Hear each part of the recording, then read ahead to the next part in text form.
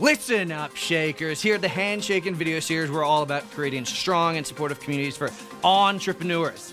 A rising tide lifts all boats, so let's all win here. Here's the best advice for free.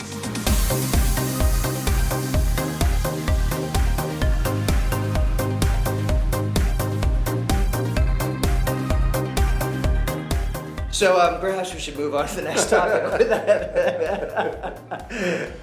Mentorship. Rich, who was your first mentor, and what did that relationship look like? So maybe not my first mentor, but a very impactful mentor was actually my ex-girlfriend, and she was a very powerful, very successful businesswoman in New York, and she had a tremendous amount of success.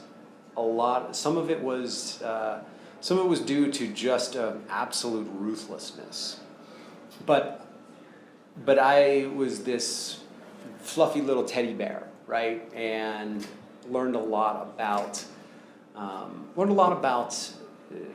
some of the hard lessons that I didn't have before.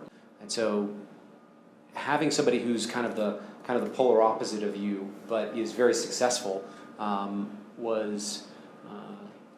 there were a lot of, I'm repeating myself here, but there were a lot of lessons that I learned from her, making things happen and what it takes to get things done.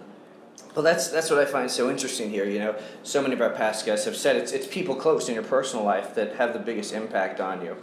And the question that we're out to answer is, well, the mentors and people you meet that are wildly more successful than you, and you could have a friendship, how do you nurture that and let it unfold? And there was a fellow that I worked for, his name was Mixon, and I worked for him for a very brief period of time, but he had this wonderful balance of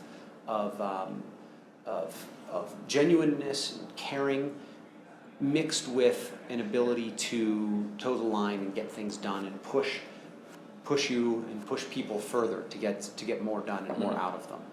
And so I only worked for him for a very brief period of time, but often thought a lot about the lessons that I had learned from him about moving business forward, and that you don't have to be somebody's best friend, but you also don't have to be a total jerk.